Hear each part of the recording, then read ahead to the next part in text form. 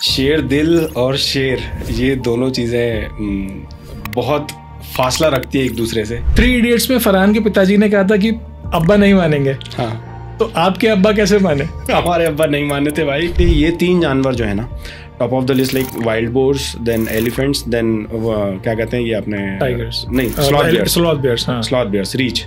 तो ये तीनों जानवर बहुत खतरनाक हैं। टाइगर उतना खतरनाक नहीं है। मैं आपको बता रहा हूँ, मैंने टाइगर को आप जितना पास बैठे हो उससे भी पास डिस्टेंस पे शूट किया हुआ। मेरे कैमरे के फोकस से बाहर चला गया था। ये हालत हो गई कि मेरे को मोबाइल से शूट करना पड़ा, वो इतनी पास आ गया। पेंच के रुखड़ में ये बाजीराव जहाँ पे था, इसके रहते वहाँ पे किसी दूसरे टाइगर की मजाल नहीं थी इसके एरिया में वहाँ पे आ जाए। ऐसे तो मेंटल ट्रॉमा भी टाइगर्स को भी होते हैं। जेल में अगर कोई बिल्कुल होता है, किसी को बंद कर दिया जाए। पेंच में एक स्वास्तिक मेल है, उसके चेहरे पे एक स्वास्तिक का निशान बना हुआ है। अच्छा। उसको स्वास्तिक मेल बोलते हैं।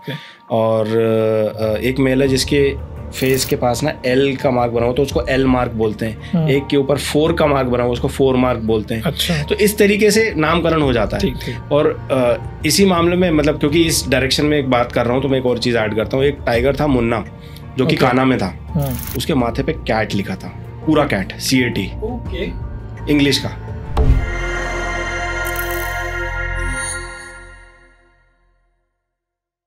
नमस्कार, जय हिंद, welcome to unplugged with Prashant. क्योंकि ये पॉडकास्ट भोपाल में शुरू हो रहा है और भोपाल जाना जाता है टाइगर्स के लिए, क्योंकि इसके पेरिफेरी में कई टाइगर्स हैं। इनफैक्ट किसी भी हिंदुस्तानी शहर के कंपैरिजन में सबसे ज़्यादा टाइगर्स। शेर आ जाएगा, ये कहानी हमने बचपन से सुनी है, लेकिन कुछ एक्सपर्ट्स हैं जो शायद ये भी मानते हैं कि शेर से भी ज़्यादा खतरनाक कुछ जानवर होते हैं। तो आज मेरे साथ एक ऐसे ही एक्सपर्ट जो मेरे मित्र भी हैं और एक कॉरपोरेट में काम करते हुए जिन्हें शौक हुआ कि वो जंगल सफारीज में जंगल्स को समझें, एनिमल्स को समझें और शेरों को समझें। तो ऐसे ही एक शेर दिल दोस्त धवल भरीजा मेरे साथ आए हुए हैं। थैंक यू प्रशांत। शेर दिल और शेर, ये दोनों चीज़ें बहुत फासला रखती है एक दूसरे से, क्योंकि शेर अपने आप में शेर होता है, शेर दिल तो कोई भी हो सकता है। ट्रू।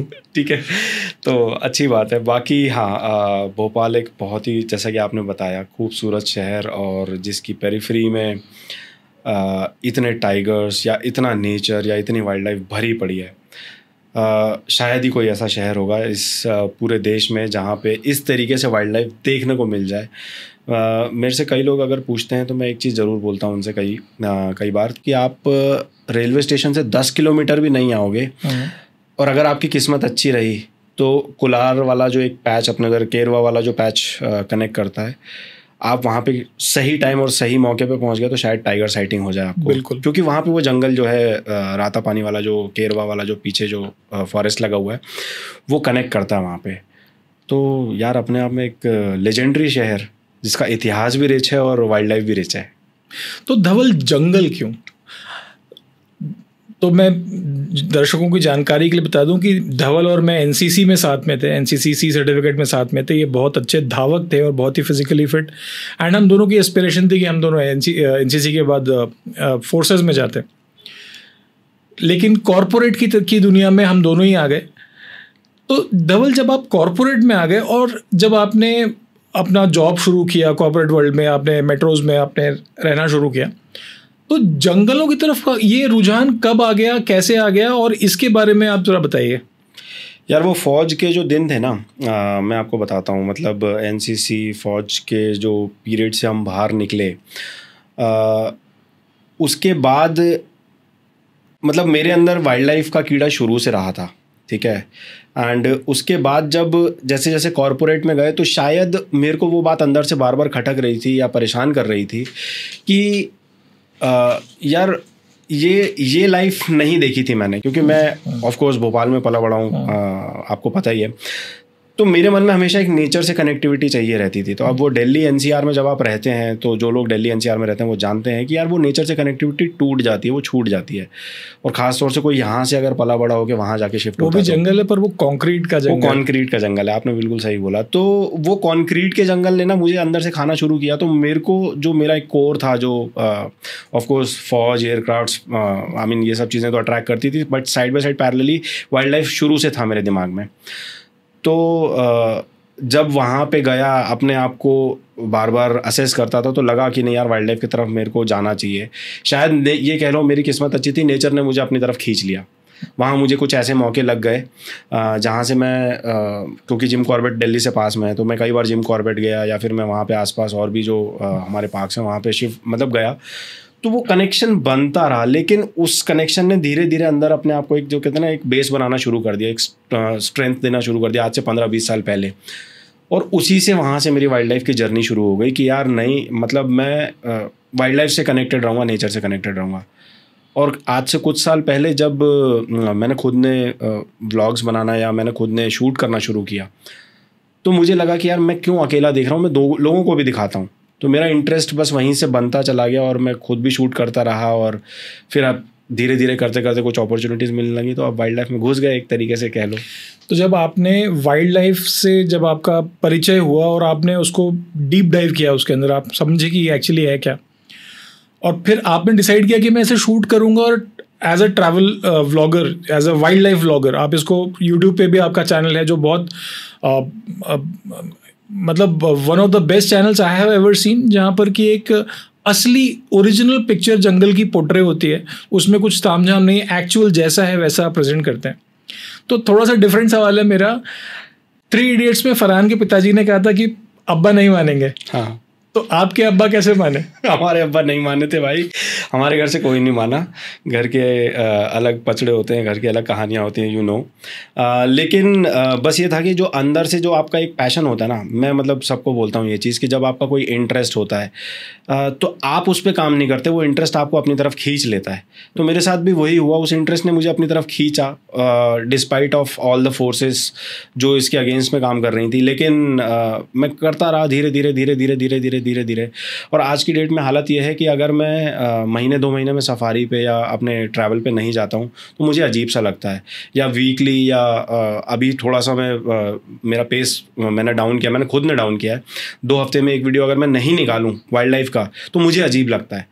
तो ये चीज़ इंटरेस्ट के भरोसे और जिसको कहते हैं ना कि वाइल्ड लाइफ के प्यार के भरोसे अपने आप कंटिन्यू होती गई। अब तो आपसे एक्सपेक्टेशन भी है, एज अ व्यूअर भी मैं बोलूँगा कि we all wait for video, your video, कि आपका वीडियो आएगा तो शायद हमें और कुछ नया देखने को मिलेगा। हाँ, क्योंकि अलग अलग जंगल्स कवर करते रहते हैं, कभी यहाँ कभी वहाँ कभी वहाँ, तो कुछ ना कुछ नया ज़रूर होता है।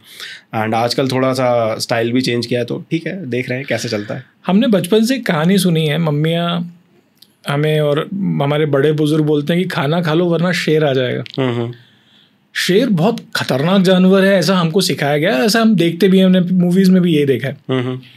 तो आपके हिसाब से जब आप तो मेजरली आप टाइगर्स में आप यू आर मोर कीन इनटू टाइगर्स, तो टाइगर क्या सचमुच इतना खतरनाक है? देखो, no doubt tiger is top of the food chain, मतलब वो एक किलिंग मशीन है। खतरनाक तो है, लेकिन जिस पर्सपेक्टिव से आप पूछ रहे हो शायद ह्यूमंस के लिए, तो मैं बोलूँगा ह्यूमंस के लिए जंगल में टाइगर ऐसे खतरनाक नहीं है जिस तरीके से लोग उसको समझते हैं।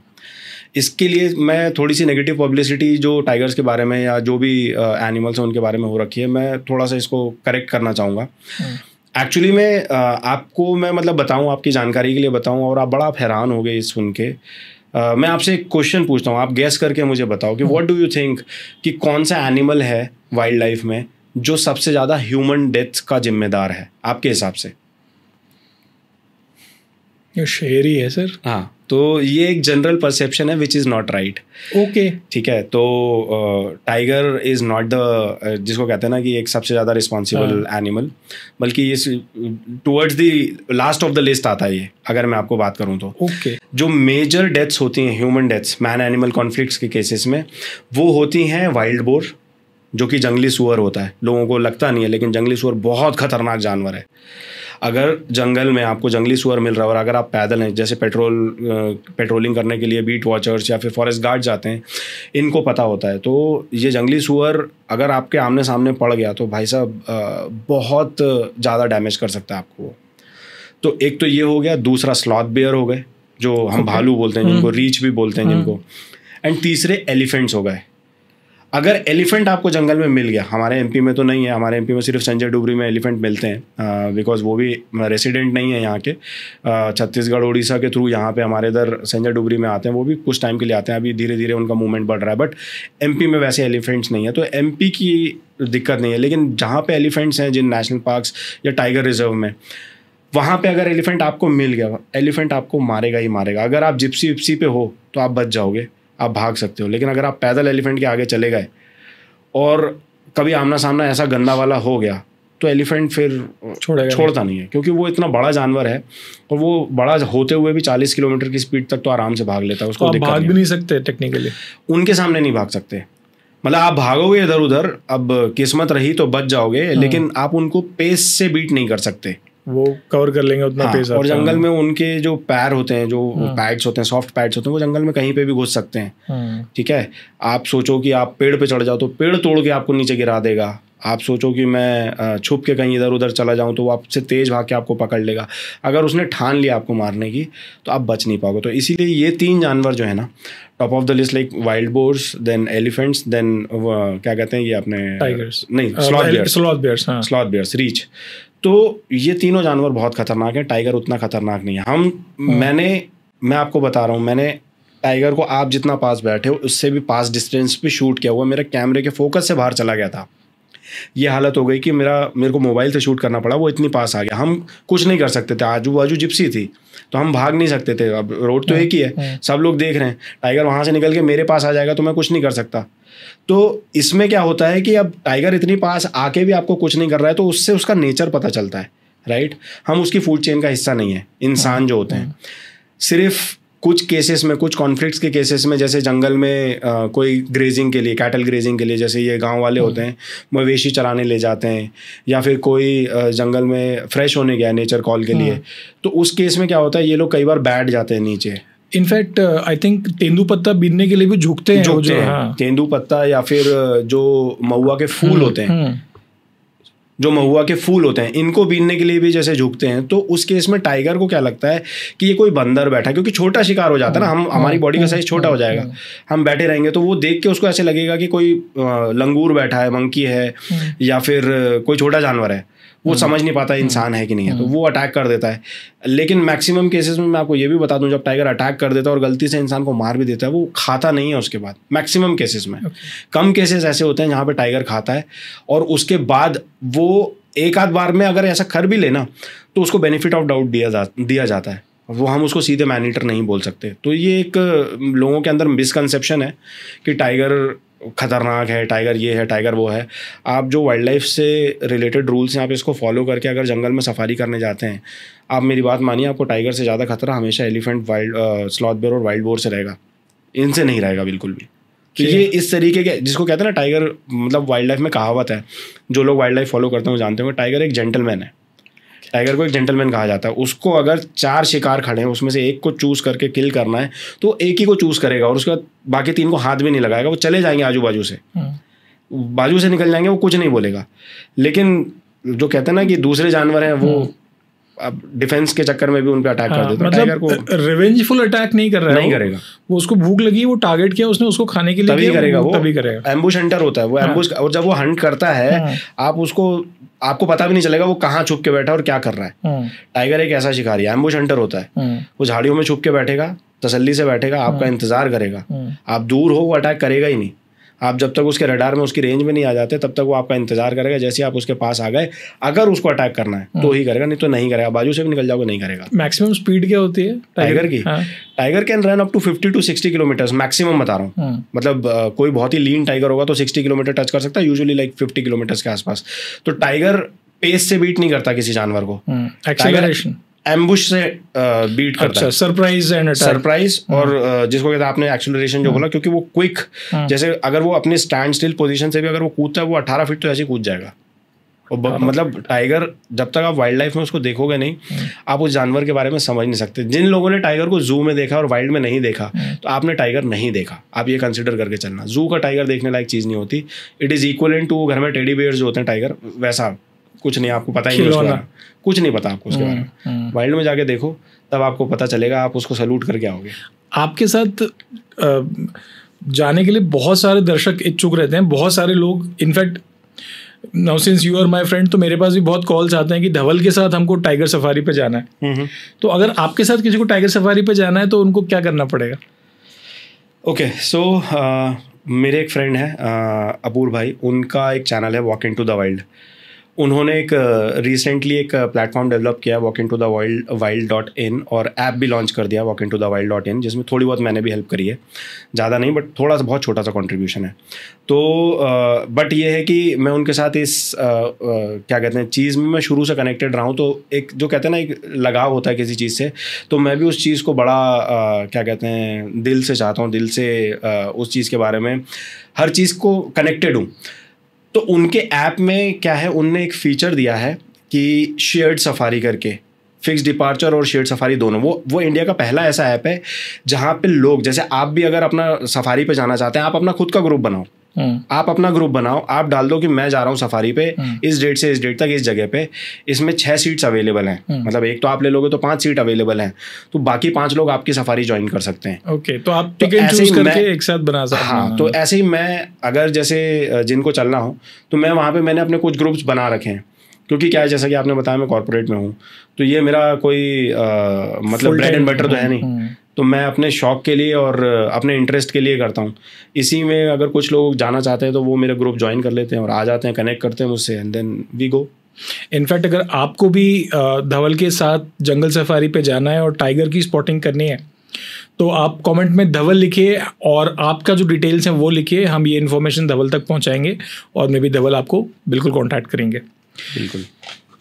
आपने मैन ईटर की बात की,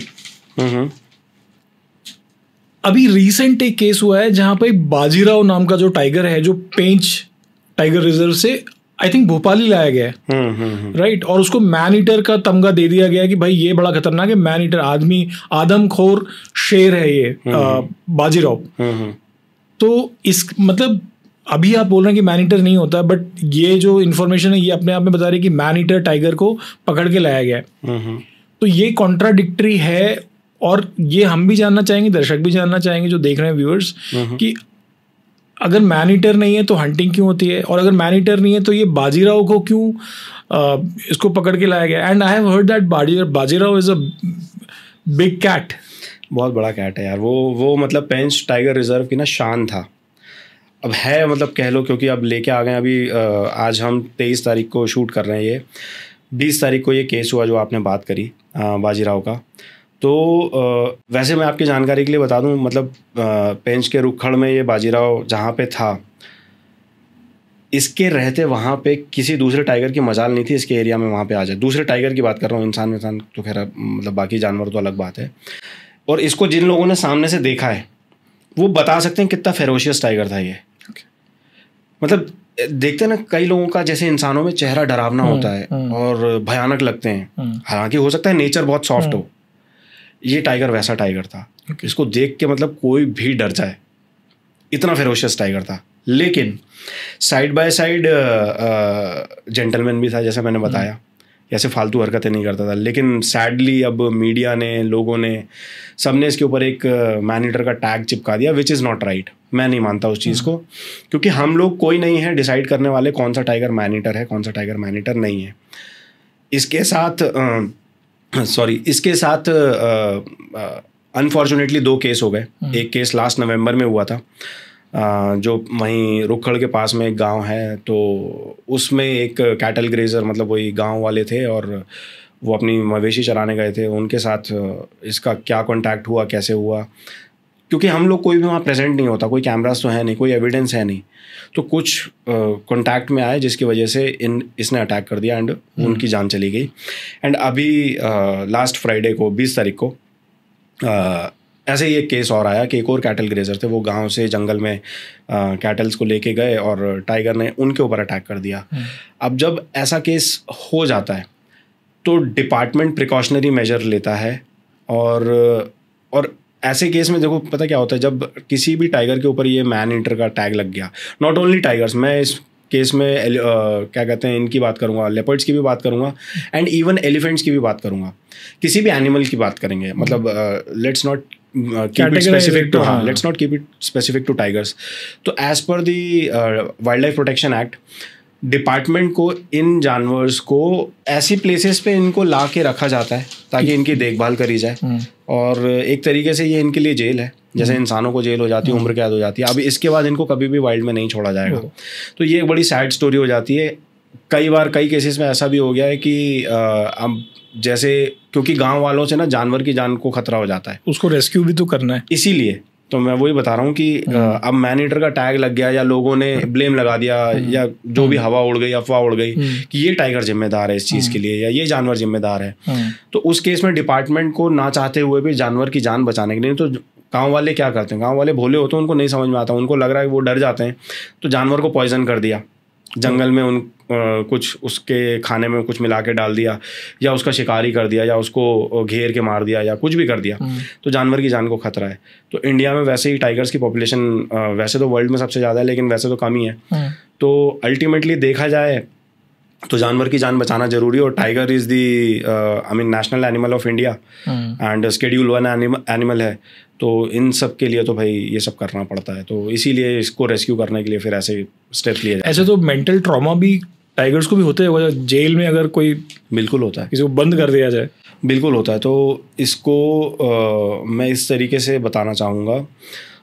रिसेंट में एक, क्योंकि आपने ट्रॉमा की बात करी है स्पेसिफिकली, रिसेंट में एक रणथंभौर में केस हुआ है। अभी हम जब बात कर रहे हैं 1 हफ्ते पहले की बात बता रहा हूँ मैं आपको। एक टाइग्रस, बहुत फेमस टाइग्रस है एरोहेड, तो उसके माथे पे ना यहाँ पे एक एरो का जैसे निशान बना हुआ था, इसलिए उसका नाम है एरोहेड। तो ये टाइग्रस बहुत मतलब 12-13 साल के आसपास की काफ़ी एजेड टाइग्रस है, और इसका जो अभी लेटेस्ट में जो लिटर चल रहा था, मतलब जो बच्चे इसने दिए हुए थे और जो बच्चे बड़े हुए थे, उसमें से कुछ बच्चों ने अभी पिछले 1-1.5 महीने में 3-4 किल, मतलब वहाँ पे मैन एनिमल कॉन्फ्लिक्ट हुआ जिसमें इंसानों की जान गई। अब वही कॉन्ट्रोडक्टरी है, जैसे मैंने आपको बताया ना, क्या होता है कि अब देखिए टाइगर रिजर्व है, टाइगर रिजर्व के गेट से अंदर 4 किलोमीटर अंदर एक टेम्पल है जहाँ पे आज भी लोगों को जाना होता है माथा टेकने के लिए, और वो पैदल जाते हैं। अब आप सोच के देखो, अब इसमें जानवर की गलती कैसे बोल सकते हो? वो तो आपके घर नहीं आया, आप जा रहे हो उसके, आप जा रहे हो। तो अब इसमें इंसान की मान्यता है, रिलीजन है, सब चीज़ें बीच में घुसी हुई हैं, हम उसमें मना भी नहीं कर सकते, या फिर कह लो कि मतलब हर इंसान के पास गाड़ी भी नहीं है जो हर इंसान गाड़ी से चला जाएगा। तो ऐसी कुछ 1.5 महीने, अप्रैल की बात बता रहा हूँ, अप्रैल में एक बूढ़ी दादी थी और उनके साथ एक उनका 7 साल का पोता जा रहा था। तो वो टाइगर के बच्चे ने, जो एरोहेड का जो कब था, उसने उसके बच्चे को अटैक करके उसको मतलब मार दिया ऑन द स्पॉट। तो बच्चा नहीं मतलब मर गया था। एंड उसके बाद जो है उसकी बॉडी वगैरह रिकवर करी, उसने खाई नहीं थी 15 दिन, नहीं खाई थी उसने। 15 दिन बाद वहीं फॉरेस्ट डिपार्टमेंट के एक कर्मचारी को भी टाइगर ने उसी एरोहेड के 3 कब्स थे, 3 में से किसने किया नहीं पता, क्योंकि वो एरिया एरोहेड का, इसीलिए बार बार नाम एरोहेड और उसके कब्स पे आ रहा है। अभी भी ये श्योरिटी से मैं नहीं कह सकता, क्योंकि कोई टेस्ट के रिजल्ट्स ऐसे कहीं डिक्लेयर नहीं हुआ। हालांकि डिपार्टमेंट ने ये चीज़ बोली, लेकिन कोई भी ऑफिशियल कंफर्मेशन नहीं है कि एरोहेड के बच्चे ही कर रहे हैं। तो अब उसके बच्चों की तरफ से उस एरिया में जो एक और इंसिडेंस हुआ, जो मैं बता रहा हूँ आपको, फॉरेस्ट डिपार्टमेंट के इंसान के साथ, मतलब एम्प्लॉय के साथ हो गया। अब तीसरा केस अभी कुछ टाइम पहले एक और क्या कहते हैं, वहाँ फॉरेस्ट डिपार्टमेंट में, वहीं फॉरेस्ट में ना अंदर एक फोर्ट बना हुआ है जो रणथंभौर के अंदर है। वहाँ पे एक उनका स्टाफ काम करता था, वो वॉशरूम करने गया जंगल में। अब वॉशरूम करने जाकर बैठ के अपना फ्रेश हो रहा था, वो नेचर्स कॉल अटेंड अपना कर रहा था। टाइगर, अब मैंने बोला बैठोगे आप टाइगर के सामने झुक जाओगे तो उसको लगेगा छोटा शिकार है और इजी प्रे है, तो मैं पकड़ूंगा, तो वो उसने उसके ऊपर भी अटैक करते उसको पकड़ लिया। तो जब ये 3 केस इस शॉर्ट स्पैन ऑफ टाइम में हुए, तो डिपार्टमेंट ने फिर इसके तीनों कब्स को रेस्क्यू करके एक अलग जगह पे भेज दिया, अलग अलग टाइगर रिजर्व में भेज दिया। अभी मैं उसकी डिटेल में नहीं जाता, लेकिन अब ट्रॉमा की क्योंकि हमने बात करी थी, तो इनकी जो मदर थी जिसकी मैं एरोहेड की बात कर रहा था, अब बच्चे चले गए और बच्चे इसके इतने थे कि ज़्यादा बड़े बच्चे नहीं थे, मतलब अलग नहीं हुए थे वहाँ से अभी, क्योंकि टाइगर अपने बच्चों को भगा देता है तो अलग कर देता है, तो अभी अलग नहीं हुए थे, तो बच्चे चले गए, तो माँ मेंटल ट्रॉमा में आ गई। और दूसरी चीज़, ये माँ इनकी काफ़ी टाइम से बीमार चल रही थी। इसको बोन कैंसर था, इसको ट्यूमर था। तो इसकी अगर लेटेस्ट में किसी ने फोटोज़ या वीडियोस देखी हैं, मैं कोशिश करूँगा आपको देने की, आप लगा सकते हैं स्क्रीन पे, लेकिन ऐसी हो गई थी कि सूख के जैसे इंसान एक हड्डी हो जाता ना, टाइगर को देख के टाइगर जैसी फीलिंग ना आए, तो फिर वो ऐसी हो गई थी, मतलब अपने लास्ट उस पे चल रही थी, लास्ट उसमें चल रही थी। और मतलब एक बड़ी सरप्राइजिंग चीज़ ये है कि इस टाइग्रेस ने, एरोहेड ने, जिस दिन ये मरी उसके 2-3 दिन पहले एक मगरमच्छ को किल किया है। क्या बात कर रहे हैं?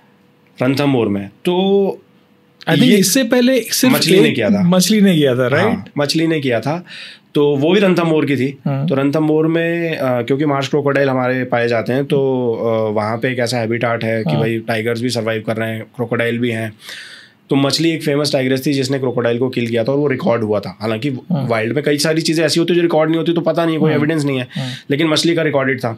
और उसके बाद एरोहेड का था, लेकिन एरोहेड का ज़्यादा इंपॉर्टेंट इसीलिए है क्योंकि उसकी हालत इतनी ख़राब है, और उसमें भी उसने मगरमच्छ को किल कर दिया, और अच्छा खासा बड़ा मगरमच्छ था, उसने किल कर दिया।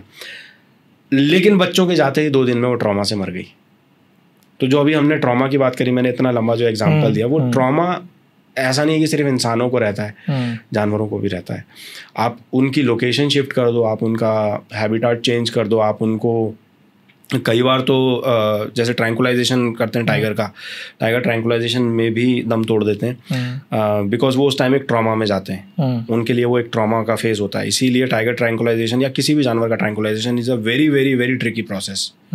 मतलब ये सिंपल चीज़ नहीं है, ऐसा नहीं कि बस वो चला, जो मूवीज में देखते हैं वो चला दिया, वो एक, हाँ, वो ऐसा काम नहीं है, क्योंकि सारे एनिमल्स के लिए दवाई का जो रेशियो होता है that is different on the weight of the animal. तो उसमें ज़ाइलाज़ाइन और कीटामाइन जो मेडिसिन है बेसिकली ये यूज़ होती हैं, लेकिन अलग अलग रेशियो में यूज़ होती हैं, क्योंकि एनिमल की बॉडी की साइज़, एनिमल की बॉडी का वेट, बहुत सारे फैक्टर्स डिपेंड करते हैं इन सब चीज़ों पे। तो ये सब फैक्टर्स हैं, और अगर ढंग से ऑपरेट नहीं किया तो ट्रॉमा में जाता है फिर एनिमल। कभी ऐसा हुआ कि किसी एनिमल को, किसी टाइगर को ट्रैंकुलाइज किया और वो जाग गया हो इन बिटवीन द प्रोसेस? कई बार होता है, ऐसा होता है। हाँ, कई बार होता है। इसीलिए अब मैं नाम नहीं लूँगा और ना मैं कोई एग्जांपल इसमें नाम कोट करके शेयर करूँगा, क्योंकि ये ऑफिशियल चीज़ें होती हैं। लेकिन हाँ, एक बार ऐसा हुआ था कि जो वेटनेरियन थे, काफ़ी एक्सपीरियंस वेटनेरियन थे, और ऑपरेट कर रहे थे, मतलब वो टाइगर को, उसको इंजरी हो रखी थी उसको, और ट्रैंकुलाइज किया, तो वो उस टाइम तो ट्रैंकुलाइज हो गया। लेकिन अब वो जब उठता भी ना, तो ऐसा नहीं उठता कि वो जैसे बोले बिल्कुल होश में आ जाएगा, लेकिन वो अपने सेंसेस में आता है, तो वो बॉडी का मूवमेंट करता है। और टाइगर की बॉडी का हर पार्ट इतना ज़्यादा खतरनाक है इंसानों के लिए, क्योंकि उसके जो नेल्स होते हैं ना, उसका एक जो पग होता है, जो उसका पैर होता है, अगर वो ऐसे रख दे ज़मीन पे तो डिनर प्लेट के बराबर होता है। हम इंसानों के रेफरेंस के लिए बता रहा हूँ, अगर फुल्ली ग्रोन मेल टाइगर होगा तो वो डिनर प्लेट के बराबर आ जाएगा।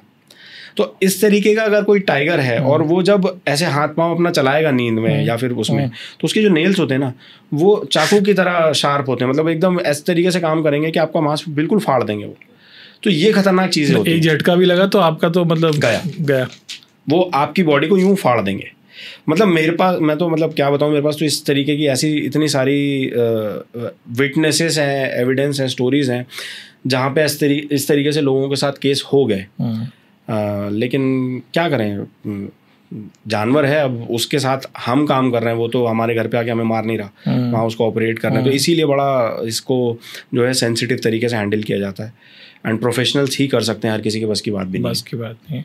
सेव द टाइगर्स का एक अभियान चला था कुछ साल पहले, और एक कोई कम संख्या थी टाइगर्स की उस समय देश में, और उसके बाद एक सेव द टाइगर्स का अभियान चला। और आई थिंक अब जैसे आपने बताया कि India has the most number of tigers in terms of numbers, तो ये कैसे बढ़े टाइगर्स, और ये कम क्यों हो रहे थे? मतलब अगर ये शिकार तो काफ़ी पहले आई थिंक बंद हो गया था, बैन हो गया था आई थिंक ना, लीगली इट वाज नॉट, तो ये कम क्यों हो गए थे, और अब ऐसा क्या हुआ कि ये बढ़ने लगे? बड़ा ही एक इंटरेस्टिंग क्वेश्चन है। तो इसमें क्या है कि 2006 में अगर मैं नंबर्स की बात करूं स्पेसिफिकली, 2006 में 1411 जो एक बड़ा फेमस हुआ था ये नंबर 1411 टाइगर्स बचे थे इंडिया में, जो लास्ट उस टाइम पे सेंसस हुए थे 2006 में। और उसके बाद सेव द टाइगर्स एंड क्या कहते हैं, इंडिया गेट पे बहुत सारे प्रोटेस्ट हुए थे, लोगों ने धरने दिए, या फिर जितने भी वाइल्ड लाइफ लवर्स हैं या फिर क्या कहते हैं एनिमल से रिलेटेड जितने भी NGOs काम करते हैं वो सब एक्टिव हो गए थे, और क्योंकि ये ख़त्म होने की कगार पे थे। तो वहाँ से ये कहानी जो थी रिवाइव होना शुरू हुई। लेकिन उस रिवाइवल से पहले आपने ये चीज़ पूछी कि ये कम क्यों हुए, तो मैं उसमें जाऊँगा, रिवाइवल पे हम बाद में आते हैं। अब कोई भी एनिमल होता है, अगर उसकी पोचिंग हद से ज़्यादा होने लग जाए, उसका हैबिटाट हद से ज़्यादा डिस्ट्रक्ट होने लग जाए। पोचिंग बेसिकली क्या, इससे हमारा आशय क्या है? Poaching is, what is poaching? मतलब मारना, जिसको कहते हैं ना कि शिकार करना, है ना। तो वो शिकार किसी भी पर्पज से हो सकता है। Usually it is used in terms of animal trade, animal के जो ऑर्गन्स ट्रेड हो गए, या फिर ट्रैफिकिंग हो गई कोई सी भी एनिमल की बॉडी पार्ट्स की, बोन्स की, ऑर्गन्स की, किसी की भी। और टाइगर एक ऐसा एनिमल है जिसकी बॉडी का हर एक सिंगल बाल भी है ना, तो वो भी वैल्यू रखता है। तो अगर आप जंगल में हो और अगर आपको कोई टाइगर का नेल भी मिल जाता है, you are not authorised to pick it and bring it home. आप उसको घर पे नहीं ला सकते। शेड्यूल 1 के अंदर टाइगर जो है एनिमल, मतलब हमारा नेशनल एनिमल है, और शेड्यूल 1 के अंदर आता है। तो शेड्यूल 1 के जितने भी एनिमल्स हैं, नॉट ओनली टाइगर्स, आप इनसे जुड़ी कोई भी चीज़ें आप घर में नहीं ला सकते, या फिर आप उसको जाके अननेसेसरी उठा नहीं सकते जंगल में, या फिर कुछ भी नहीं कर सकते। You can not touch anything. So these are बिल्कुल जिसको कहते हैं ना गजेट से प्रोटेक्टेड चीज़ें हैं, संरक्षित। बिल्कुल। अब इस केस में पोचिंग और डिफॉरेस्टेशन जो हमने बात करी, शिकार होना उस टाइम पे इतना ज़्यादा हो गया था क्योंकि टाइगर की ब्लैक मार्केट में बहुत ज़्यादा वैल्यू है, जो कि चाइनीज़ मेडिसिन में यूज़ होता है, सबको ही पता है। और वो शक्तिवर्धक दवाएं बोल के टाइगर जो क्या कहते हैं हार्मोनल इम्बैलेंस ठीक करने के लिए, या फिर सेक्सुअल चीज़ों को इंस्टिगेट करने के लिए, जो भी कह लो आप, मुझे इरेक्टाइल डिसफंक्शन की दवाई बोल के वो लोग बहुत सारी चीज़ें हैं। नॉट ओनली दैट, उसके अलावा भी बहुत सारी चीज़ें हैं कि जिन लोगों को हड्डियों की दिक्कत है, घुटनों का दर्द है, ये है वो है, तो चाइनीज़ मेडिसिन वगैरह में टाइगर से रिलेटेड हर चीज़ को यूज़ किया जाता है।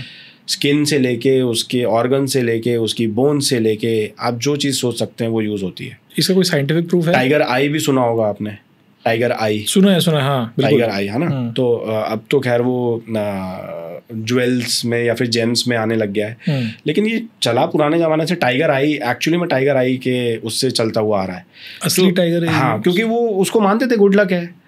अब वो चाइनीज़ वाइनीज़ मानते थे, अब हमारा तो ऐसा कल्चर नहीं है। हम तो भाई शेरा वाली माता, और हमारे हिंदुइज्म में तो भाई भगवान से अटैच्ड है टाइगर। हम कैसे ये सब काम कर सकते हैं? हम अपने घर में उस चीज़ को मार के थोड़ा ना लगा सकते हैं कि हमने भगवान की जो सवारी हमने उसी को मार के लगा दिया। मतलब हिंदू कल्चर के हिसाब से ऐसा नहीं करते, सही बात। और मुझे लगता है कि हिंदुस्तान में कभी भी नॉर्मल, मैं बेस लेवल की नॉर्मल आम इंसान की बात करूंगा, कि कभी भी एनिमल और ह्यूमन की अननेसेसरी फाइट नहीं होती है। नहीं होती। मैन एनिमल कॉन्फ्लिक्ट्स ऐसे नहीं होते। और मैन एनिमल कॉन्फ्लिक्ट्स के कुछ स्पेसिफिक रीजंस यही हैं कि जो गांव आज भी टाइगर रिजर्व्स या नेशनल पार्क्स के आसपास हैं, आप देखो, आप मुझे बताओ, इतने सारे फॉरेस्ट हैं भोपाल के आसपास। और एक डॉक्यूमेंट्री अभी बनी भी थी, टाइगर्स ऑफ भोपाल, कुछ टाइम पहले। अगर आपने नहीं देखी तो आप देख सकते हैं, बहुत अच्छी डॉक्यूमेंट्री है। उसमें ये तक दिखाया है कि रात का टाइम है और ये कोलार के पास का एरिया है, वहाँ पे पब्लिक, जनरल पब्लिक जो है वो मूव कर रही है, और इंफ्रारेड कैमरे से शूट किया है। And that is a beautiful shot कि टाइगर है बैकग्राउंड में, आदमी को नहीं पता, आदमी सड़क पे चल रहा है, वो साथ में अंधेरे में वहाँ पीछे टाइगर चल रहा है। तो टाइगर ऐसा नहीं है कि आपके आसपास है तो बिना मतलब कि आपके आके अटैक करेगा, वो नहीं करेगा। इनफैक्ट एक स्टोरी जो भोपाल में काफ़ी फेमस हुई थी कि सुबह सुबह एक बुजुर्ग आंटी जी थी, हाँ, वो मॉर्निंग वॉक पर जा रही थी, सामने टाइगर आ गया और टाइगर ने उन्हें कुछ नहीं किया। मतलब फाइनली ऑब्वियसली कुछ लड़के वहां से निकल रहे थे, ऑल्टो में बैठ के उन्होंने आंटी को बिठा लिया और लेके गए। बट वो जो टाइम पीरियड था 2, 3, 4, 5 मिनट का, उस समय में टाइगर चाहता तो वो बिल्कुल ऑब्वियसली अटैक कर सकता था। उसने नहीं किया। आंटी जी ने भी, वो भी बुजुर्ग की, दौड़ भी नहीं लगा सकती थी, तो आई थिंक उन्होंने भी सरेंडर ही कर दिया होगा। बिल्कुल। बट इसमें ये एक्चुअली जो आपने बोला टाइगर्स आर जेंटलमैन, तो जेंटलमैनशिप दिखाई उसने और वो आराम से लेके चले गया उसको. एंड वो it is a very famous story in Bhopal कि भाई अगर आप शेर के सामने भी चले जाओगे ना भोपाल में तो शायद वो आपको नुकसान नहीं पहुंचाएगा, फालतू में परेशान नहीं करेगा. कुछ केसेस में हो जाता है जहाँ पे जानवर जैसे टाइगर मान लो एजड हो गया बहुत ज़्यादा. टाइगर को क्या होता है, एज के साथ उनके कैनाइन्स गिर जाते हैं, जो कैनाइन होते हैं गिर जाते हैं और उनकी बॉडी वीक हो जाती है. तो जब बॉडी वीक हो गई, कैनाइन्स गिर गए, तो शिकार कैसे करेगा. तो इसीलिए उस केसेस में अगर टाइगर अपने लास्ट कुछ ईयर्स में चल रहा है और या फिर कोई फीमेल है टाइगर जो बच्चों के साथ है, छोटे छोटे बच्चे हैं जिसके, वो डिफेंसिव होकर अटैक कर रही है, एग्रेशन में थोड़ा डिफेंसिव होके वो क्योंकि भाई cats are very very particular about their जो कब्स होते हैं ना. तो टाइगर माँ है अगर, मैंने खुद ने देखा है यार, मेरे एक वीडियो के अंदर ये कैप्चर भी हुआ है. मैं आपको बता रहा हूँ, छोटी सी स्टोरी है. बांधवगढ़ में था मैं, बांधवगढ़ के ताला रीजन में था और पिछले साल की बात है. मेरे आगे एक जिप्सी थी, हम बस हमारी सफारी शुरू हुई थी, दिन की सफारी थी.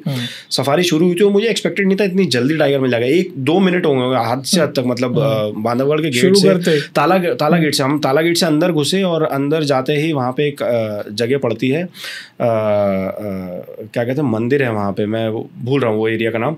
हाँ, वो ठंडा वाला एरिया है वहाँ पे. तो वहाँ पे क्या बोलते हैं, हमारे आगे जो जिप्सी थी, टाइग्रेस सामने बैठी थी और सामने क्या था, उस टाइग्रेस के उसकी जो हाफ बॉडी थी ना, उसकी लोअर हाफ जो बॉडी थी वो मुझे दिख रही थी, बीच में पेड़ था, और फर्स्ट हाफ जो बॉडी थी वो आगे वाली जिप्सी को दिख रही थी.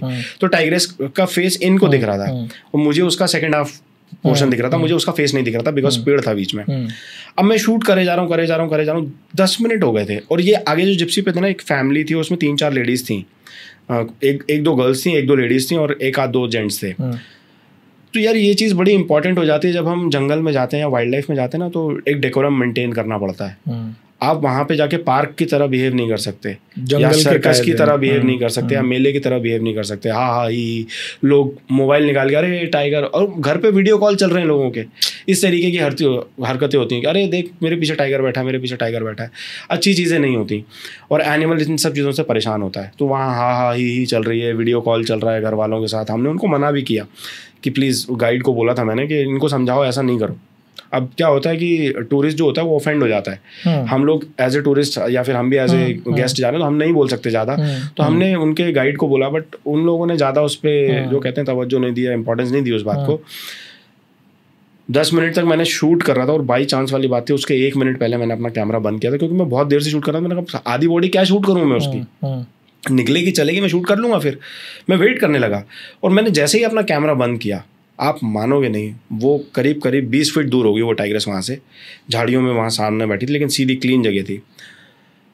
उसने इनको अपने एग्रेसिव फेस, जो उसके फेशियल एक्सप्रेशंस होते हैं, वो उसने दिखाना शुरू कर दिया था इन लोगों को.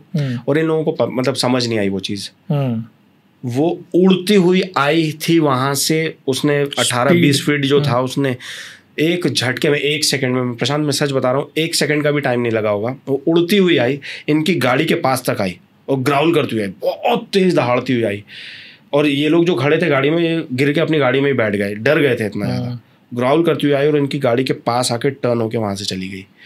तो समझा कि बच्चे वाली फीमेल थी, लेकिन फिर भी आप देखो डिफेंसिव थी, अग्रेसिव थी, सब कुछ थी, लेकिन फिर भी उसने अटैक नहीं किया.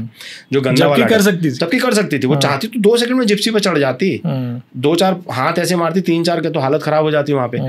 तो उसने वो चीज़ नहीं करी. लेकिन हाँ, मैं आपको ये बताना चाह रहा हूँ कि ये करना चाहे जानवर तो बहुत कुछ कर सकता है और अग्रेसिव तो होता ही है, no doubt, they are very aggressive, ऐसी बात नहीं है. लेकिन उनका एग्रेशन उनको कहाँ दिखाना है, कैसे दिखाना है, मॉक चार्ज होते हैं. ये मॉक चार्ज किया उसने, एक्चुअल चार्ज नहीं था. एक्चुअल चार्ज करती तो 2-4 ले जाती अपने साथ. अच्छा, ये मॉक चार्ज भी करते हैं? हाँ, ये मॉक चार्ज कर देते हैं क्योंकि डराने के लिए. हाँ, डराने के लिए, दूर रहो मुझसे. और आज की डेट में एक ऐसी एक फीमेल है, रा फीमेल करके, एक बांधवगढ़ में.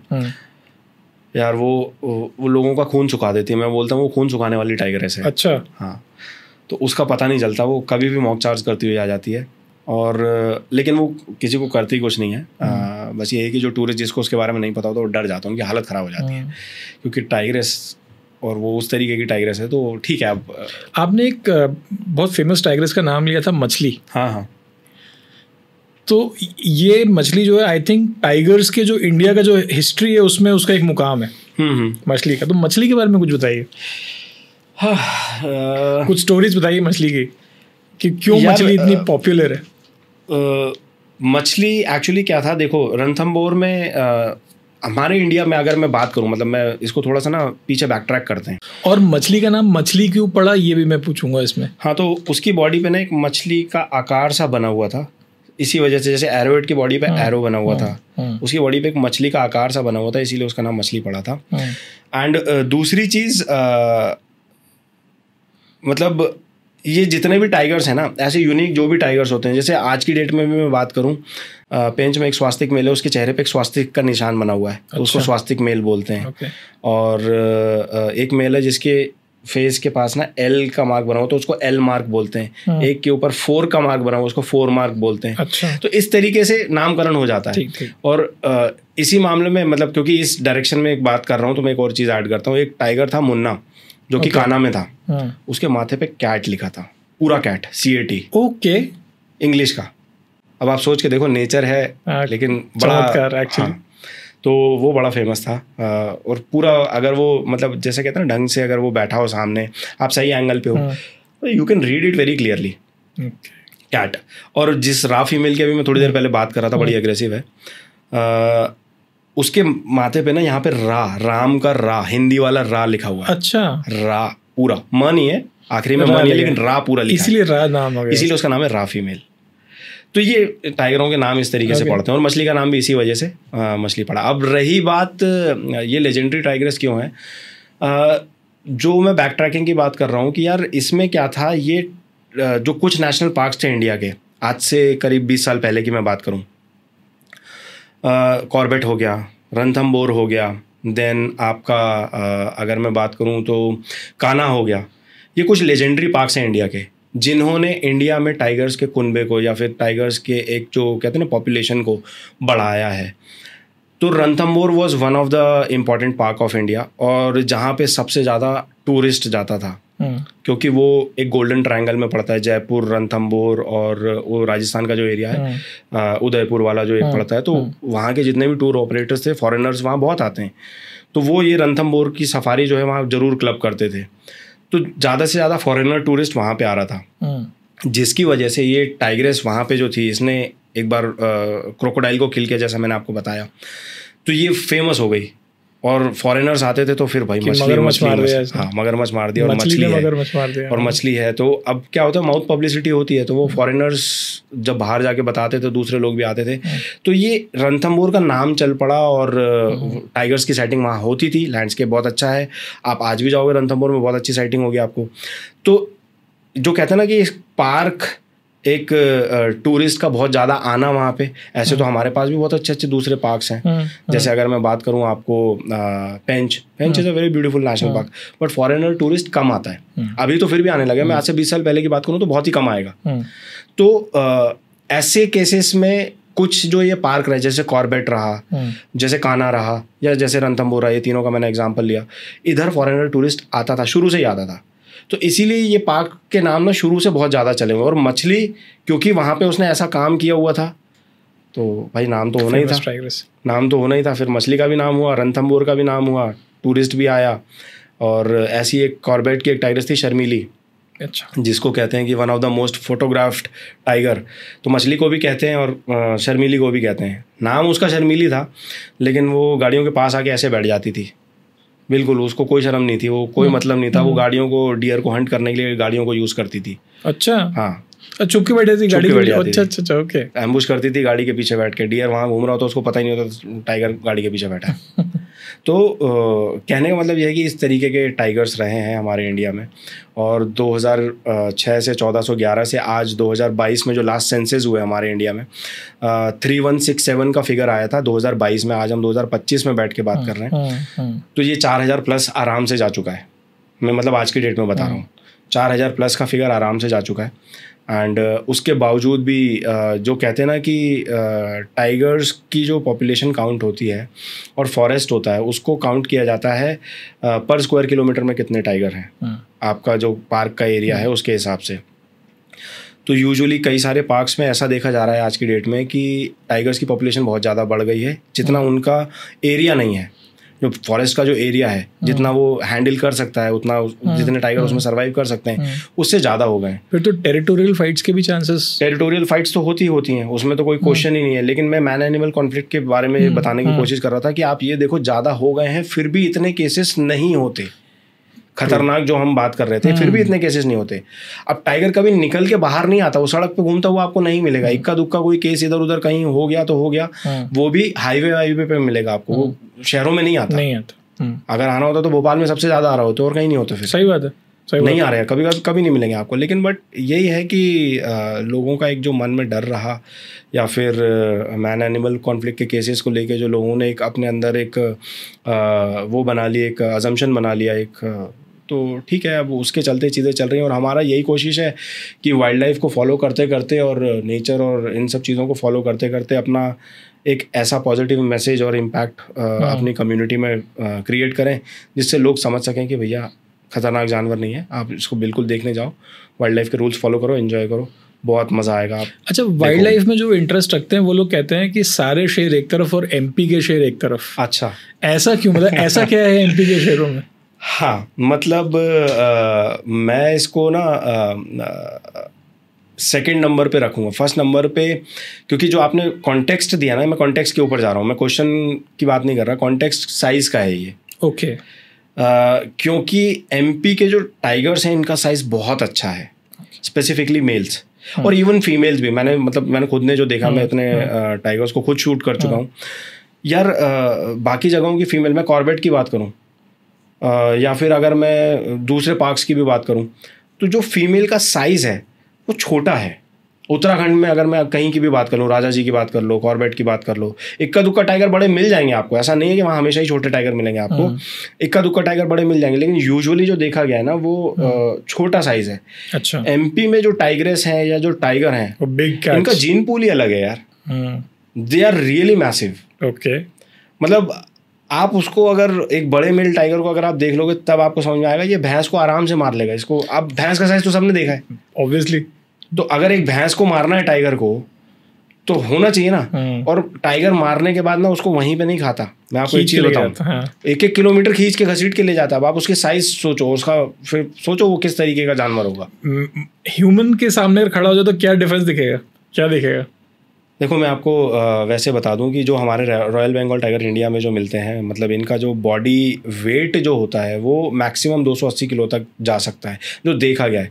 कुछ एक्सेप्शन केसेस में कहा गया है कि कुछ टाइगर 300 किलो तक भी चले गए हैं, लेकिन रिकॉर्डेड ऐसा एकदम नहीं है, डॉक्यूमेंटेड नहीं है कि ये टाइगर गया है या वो गया है। कुछ नाम है जैसे वागडो है या फिर कुछ एक जो बड़े बड़े टाइगर, जैसे अभी हम बाजीराव की बात कर रहे थे, Bajirao is a massive tiger.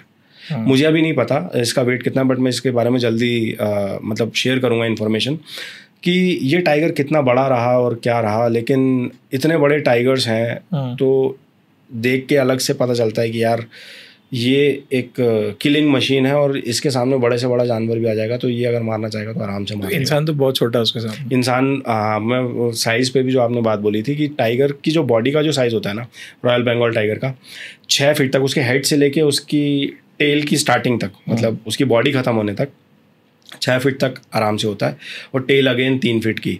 तो टाइगर जब ऐसे सीधा खड़ा हो जाए तो आप समझ लो वो 6-6.5 फीट तक तो ऊपर वैसे ही आराम से पहुंच जाता है। वो स्ट्रेच कर लेगा तो और भी ऊपर पहुंच जाएगा।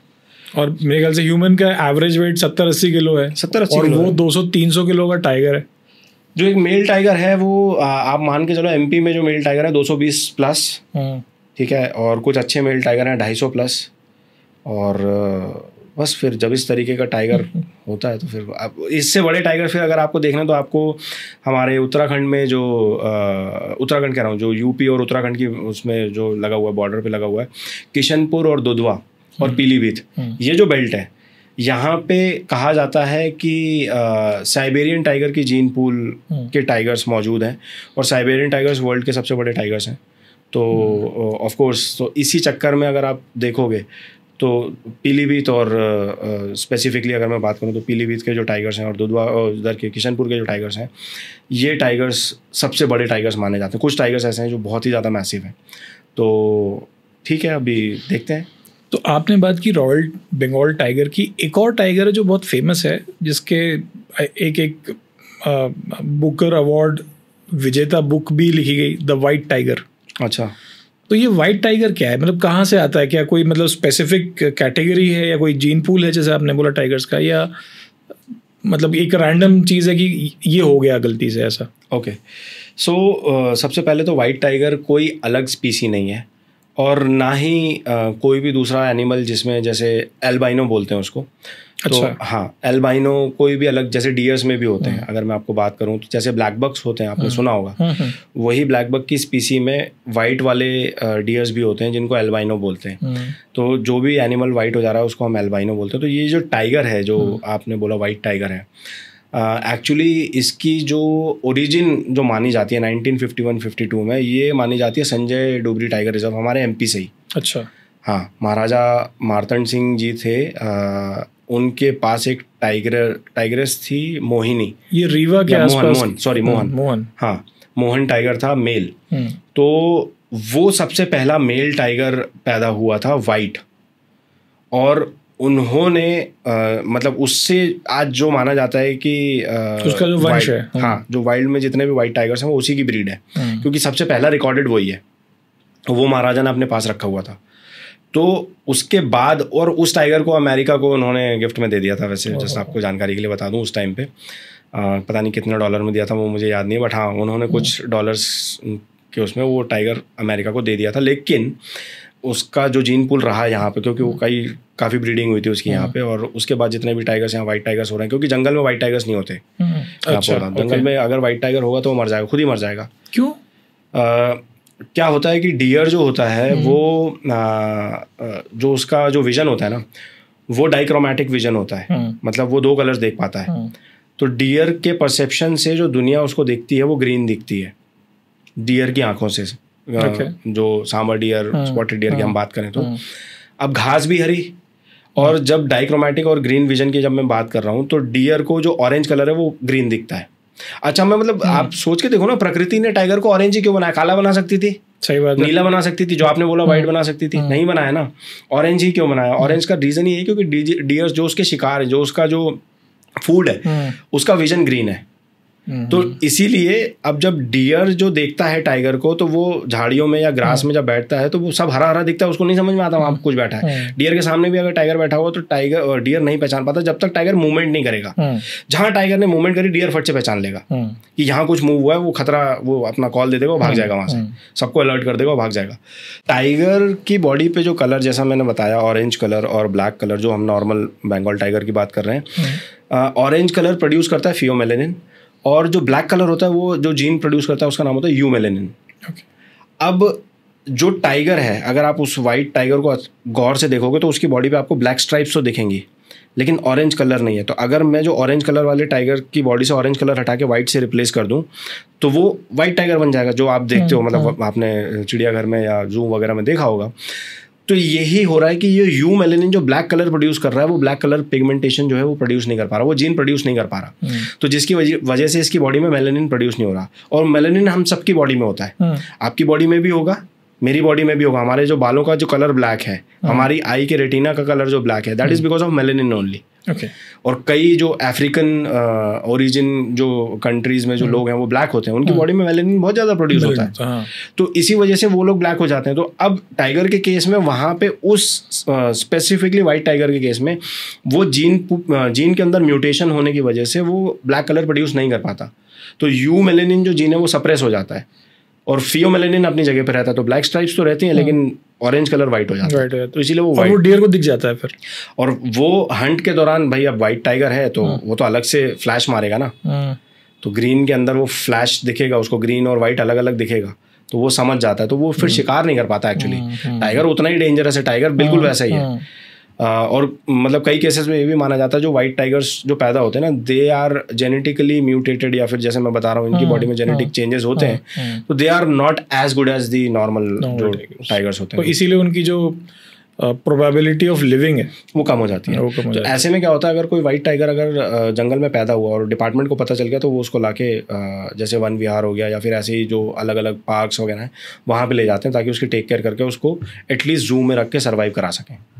ओके तो ये होता है, इसीलिए उसको वाइल्ड में नहीं छोड़ते। तंत्र मंत्र में शेरों के नाखूनों का इस्तेमाल, उसके बालों का इस्तेमाल, उसकी पूंछ के बालों का इस्तेमाल, ये सब भारत में बहुत देखा गया है। तो क्या इसका कोई मतलब आपने, क्योंकि now since you are into the wild life and you are the explorer, क्या इसको वैलिडेट आप करते हैं कि ऐसा कुछ होता है? और अगर ऐसा नहीं होता है तो फिर जब इनके नाखूनों या इनके बालों की जब तस्करी होती है, जिसको आप पोचिंग आप बोलते हैं, और उसके बाद इनका जो इंटरनेशनल मार्केट वैल्यू ये बहुत ज़्यादा होती है, तो फिर ऐसा क्यों है? मतलब what is the reason behind कि इतना ज़्यादा तंत्र मंत्र वाले एंगल पे भी, और इसकी जो प्राइस मनी है जो जिसको पे करने को इंटरनेशनल मार्केट रेडी है, वो क्यों है इतना? यार देखो, ये मैं तो मेरे तो हर चीज़ पे टाइगर चलता है, तो मेरा तो कैप पे भी टाइगर है। तो ये अब यहाँ पहन नहीं सकते, नहीं तो शैडो आती, वरना मैं इसको पहनना बिल्कुल आई फील प्राउड। तो रही बात तंत्र मंत्र की, तो ये तंत्र मंत्र कितना सच्चा है कितना झूठा है ये तो मैं नहीं कह सकता। हाँ, ये आपकी बात बिल्कुल ठीक है कि टाइगर और बाकी सारे कई जानवरों की कई सारी चीज़ें भी यूज़ होती हैं तंत्र मंत्र में, ब्लैक मैजिक में। काम करती है नहीं करती वो वही जाने जो इसको यूज़ करते हैं, लेकिन इसका यूज़ करना गलत है।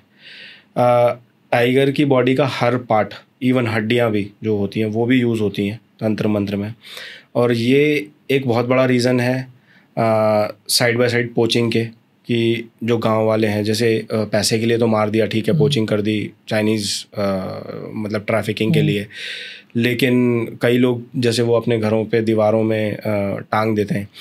तो वाइल्ड लाइफ प्रोटेक्शन एक्ट 1972 के अंतर्गत आप टाइगर का कोई भी प्रोडक्ट, कुछ लोग हैं जो राजे महाराजा फैमिली को बिलोंग करते हैं जिनके पास एंसेस्ट्रल है, उनको गवर्नमेंट ने स्पेसिफिकली अलाउ करके दिया हुआ है कि ठीक है, उनके पास अगर टाइगर का कोई टैक्सीडर्मी करके कुछ अगर हेड है या फिर बॉडी रखी हुई है या स्किन रखी हुई है तो वो उनको अभी अलाउड है। लेकिन आज की डेट में किसी को अलाउड नहीं है, भले आपके पास हो, अगर आपके पास था तो गवर्नमेंट ले जाएगी। अब रही बात तंत्र मंत्र की, कोई जानवर मरता भी है ना, आज की डेट में टाइगर की बात कर रहा हूँ स्पेसिफिकली, तो उसका जैसे इंसानों का, हम इंसानों का, हिंदुओं का दाह संस्कार होता है, वैसे टाइगर का दाह संस्कार होता है। नहीं तो उसको अगर गाड़ दिया तो कब्र खोद के पोचर्स ले जाएंगे और सारी चीज़ें, ये जो आप बोल रहे हैं इन सब चीज़ों में यूज़ होगा। और ये चीज़ करना और इसको बढ़ावा देना दोनों गलत है। तो मेरे हिसाब से तो ये चीज़ सही नहीं है, और ना मैं इसको कभी होते हुए देखना चाहूँगा। आपने लॉ की बात करी कि बिकॉज ऑफ दीज लॉज ये गैर कानूनी है। सबसे कम जिनकी बात होती है वो होते हैं फॉरेस्ट गार्ड्स या फॉरेस्ट वन अमला, और आपका इनका बहुत क्लोज कोलैबोरेशन है, आप बहुत ज़्यादा इनके साथ इंटरेक्ट करते हैं। ये अपना घर छोड़ के, मतलब जो मेरे ख्याल से परिवार जो शहर में है या कहीं रह रहा है उसको छोड़ के जंगल में आके रहते हैं। इनके बारे में आप थोड़ा बताइए कि इनकी लाइफ कैसी है, कैसे ये मैनेज कर पाते हैं, और क्या काम है बेसिकली, मतलब ऊपर से हायरार्की से लेके बिल्कुल डीप डाउन लेवल तक ये कैसे अपना काम करते हैं, और क्या इनको जानवर पहचानने लगते हैं? ऐसा भी होता होगा। देखो, ऐसा कहना तो गलत है क्योंकि वो वाइल्ड एनिमल्स हैं, पेट एनिमल्स नहीं है। पेट एक अलग चीज़ होती है, वाइल्ड एनिमल एक ऑल टुगेदर अलग चीज़ हो जाती है। तो पहचानना ना पहचानना मैं उसके ऊपर नहीं जाऊँगा, लेकिन पॉइंट ये है कि इनको जानवरों की समझ होती है। ये बहुत अच्छी समझ रखते हैं जानवर की, क्योंकि 24 घंटे उनके आसपास उनके बीच में है। तो अब रही बात इनके काम की, so no doubt they are doing a tremendous job. इनके बिना जो आज हम हमारे इतने फले फूले, चाहे कोई भी जंगल हो, MP के हों, चाहे बाहर के हों, चाहे कहीं के भी हों, जो हम देख रहे हैं वो पॉसिबल नहीं है। ये लोगों ने मेहनत करी है, ये लोग आज भी मेहनत कर रहे हैं, तब हम देख पा रहे हैं। और स्पेसिफिकली स्पीकिंग, मैंने तो संजय डुबरी टाइगर रिजर्व के जो ये फॉरेस्ट गार्ड्स हैं इनके साथ जाके एक छोटी सी डॉक्यूमेंट्री भी बनाई है जो कि मेरे चैनल पे अपलोडेड है। उसका लिंक मैं इसमें शेयर करूँगा डिस्क्रिप्शन में। तो life of a forest guard specifically, okay, हाँ, मैंने बताई है कैसे ये लोग सुबेरे जाते हैं, पैदल जाते हैं। उस दिन वैसे तो इनकी गश्ती जो होती है, जो गश्त करनी होती है, इनको ये पैदल करनी होती है। और आप सोच के देखो, लोगों को ऐसा लगता है कि इनके पास वेपन्स होते हैं, एक डंडा होता है सिर्फ, क्या बात कर रहे हैं? सिर्फ एक डंडा होता है। और मैंने ये चीज़ अपने वीडियो में, बांधवगढ़ के एक वीडियो में दिखाई है कि सामने 2 टाइगर बैठे हैं, बिल्कुल मैं यहाँ सामने खड़ा हूँ, मेरे से हार्डली 100 मीटर ऊपर हिल पे, 100 मीटर भी नहीं होगा, 50-75 मीटर्स के आसपास हिल पे 2 टाइगर बैठे हैं और नीचे से फॉरेस्ट गार्ड पैदल जा रहा है। ये तो risking their life daily they are doing. But जैसा कि मैंने कहा ना कि उनको जानवरों की समझ है, उनको पता है उनको क्या करना है और क्या नहीं करना। अगर इतना ही रिस्क होता तो रोज लोग मर रहे होते। सही बात है कि नहीं? मतलब आज की डेट में जो फॉरेस्ट गार्ड्स जो ड्यूटी कर रहे हैं, नो डाउट उनकी जान को खतरा है, लेकिन ये समझ होने की वजह से वो सर्वाइव कर पा रहे हैं। और गांव के आसपास लोग भी तो रहते हैं यार, इतने सारे जो जंगलों के आसपास गांव है उसमें लोग रह रहे हैं। ऐसा तो नहीं है कि लोगों के ऊपर भी खतरा आ रहा है, सब कुछ आ रहा है, लोगों को भी समझ हो चुकी है जो उसके आसपास के लोग हैं। तो हम शहर के जो लोग जाते हैं जंगलों में, हम थोड़ा सा वहाँ पे जाके थोड़ा अजीब बिहेव करते हैं, पागलों की तरीके से शहर के तरीके से ही फॉरेस्ट को समझते हैं, विच इज़ नॉट राइट। जंगल में इंसान जानवरों की तरह बिहेव करता है। बिल्कुल सही बात है, राइट। जंगल में इंसान जानवर बन जाता है और एनिमल जो है वो जेंटलमैन हो जाता है एक्चुअली। तो ये है। बाकी वापस आऊँ अगर मैं फॉरेस्ट गार्ड्स के ऊपर, तो यार इनकी हायरार्की ऐसी होती है, ऊपर से जैसे IAFS ऑफिसर्स होते हैं, हर डिपार्टमेंट में हर डिपार्टमेंट में एडमिनिस्ट्रेटिव ऑफिसर्स होते हैं, वैसे ही फॉरेस्ट डिपार्टमेंट में IAFS ऑफिसर्स होते हैं, इंडियन फॉरेस्ट सर्विसेज के, एंड स्टेट PSC के थ्रू जो ऑफिसर्स आते हैं वो होते हैं। एंड देन उनके नीचे आपको मतलब जैसे ये डिप्टी डायरेक्टर और डायरेक्टर लेवल के ऑफिसर्स हैं, उनके नीचे आपको रेंज ऑफिसर, देन उसके बाद आपको वहाँ पे उनके एरिया के जो वन रक्षक जो होते हैं, ठीक है। तो अलग अलग, मतलब मैं पूरी हायरार्की में नहीं जा रहा हूँ, बट मैं ये बता रहा हूँ कि अलग अलग लेवल पे लोग हैं। और सबसे नीचे जो आता है वो आता है फॉरेस्ट गार्ड। अब फॉरेस्ट गार्ड का काम यही रहता है कि बीट वॉचर्स और फॉरेस्ट गार्ड पेट्रोलिंग करते हैं। जो बीट वॉचर्स होते हैं वो जंगल में अंदर बीट्स बनी होती हैं, जैसे जंगल इतना बड़ा फॉरेस्ट है, टाइगर रिजर्व है या नेशनल पार्क है, तो अंदर कुछ कुछ छोटे छोटे ना बीट्स बने होंगे, 2 कमरे या फिर छोटी सी झोपड़ी टाइप की फेंस करी हुई होगी, ऐसा नहीं होगा कि नहीं होगी। तो वो उसमें ये लोग रहते हैं और उनका काम होता है कि गश्त करते रहना ताकि कोई इलीगल डिफॉरेस्ट्रेशन तो नहीं हो रहा, कोई पेड़ काट के तो नहीं ले जा रहे, क्योंकि टाइगर रिजर्व के अंदर कई सारे पेड़ ऐसे हैं जो बड़े कीमती हैं। तो मतलब अगर ये सिर्फ पोचिंग की अगर मैं बात नहीं करूँ तो डिफॉरेस्ट्रेशन भी एक बहुत बड़ा फैक्टर है, जो एनिमल को भी इम्पैक्ट करता है, नेचर को भी इम्पैक्ट करता है। तो ये जो ट्रैफिकर्स होते हैं ये पेड़ों को भी काट काट के ले जाते हैं ना। तो इनका काम होता है कि ये ध्यान रखना कि कोई एनिमल ऐसा तो नहीं है, बीमार है, इंजर्ड है, जिसको ट्रीटमेंट की ज़रूरत है, या कोई डिफॉरेस्ट्रेशन तो नहीं हो रहा, कोई इलीगल एक्टिविटी तो नहीं हो रही, ठीक है। तो इनका काम ये होता है और ये दिन रात इसी के लिए पेट्रोलिंग करते हैं और एक डंडे के साथ चलते हैं और ऊपर वाला इनके साथ रहता है मेरे हिसाब से। तो एक्चुअली जो शिकारी होते हैं, तो ये मतलब ये जो शिकारी आज भी हैं हंटर्स जो मान नहीं रहे, कैसे इनको आइडेंटिफाई करते हैं और वाई अभी तक भी कंप्लीटली हंटिंग बैन या प्रतिबंधित होने के बाद भी बंद क्यों नहीं हो पाई अभी तक? ये जंगल प्रशांत बहुत बड़ा है। हम जैसे मैं बात करूं, कान्हा की बात करूं, हम 2000 स्क्वायर किलोमीटर की बात कर रहे हैं। We can not do monitoring on 2000 square kilometre practically speaking. क्या आप कैमरेज भी नहीं लगा सकते उतने? तो आप लोग भी नहीं छोड़ सकते। You don't have enough budgets, you don't have, मैं कह रहा हूँ अगर बजट दे भी दिया जाए, practically speaking it is not possible. एक आध कोई एरिया हो तो आप कर भी सकते हो, ऐसे आपके देश में जंगल भरे पड़े हैं। तो अब किसी को कोई कोना मिल गया, कोई कोने से अंदर जंगल में घुस गया, उसने पोचिंग कर दी, डिफॉरेस्टेशन कर दिया, कुछ कर दिया, आप हर चीज़ को नहीं पकड़ सकते हैं। लेकिन जब लोगों को ऐसा मौका मिल रहा है, लोगों को पता है कि this is something which can be untraced और कैन बी डन इलीगली, तो वो घुस के करते हैं। जो पकड़ में आते हैं, देखो आप एक बारी करोगे, 2 बारी करोगे, पकड़ में तो आओगे। अगर आपने ये चीज़ मतलब अपना एक धंधा ही बना रखा है तो ऐसा नहीं है, आप अननोटिस तो जाओगे नहीं।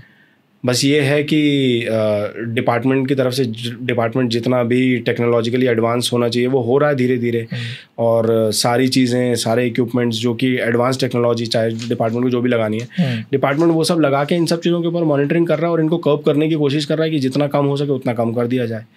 100% तो रोकना मेरे हिसाब से प्रैक्टिकली पॉसिबल नहीं है। टाइगर इतना ज़रूरी क्यों है? मतलब सब टाइगर कर रहे हैं, everyone is like save tiger. ऐसा क्या है भाई, क्यों? मतलब now since you are my friend so I will ask कि आधे लोग पागल हुए पड़े कि टाइगर बचाओ, सेव द टाइगर। टाइगर सारे एनिमल्स में से एक एनिमल है, हाँ, इतना जरूरी क्यों है? हाँ, मतलब मैं इसको इस तरीके से बोल सकता हूँ, why not save elephant, why not save Exactly.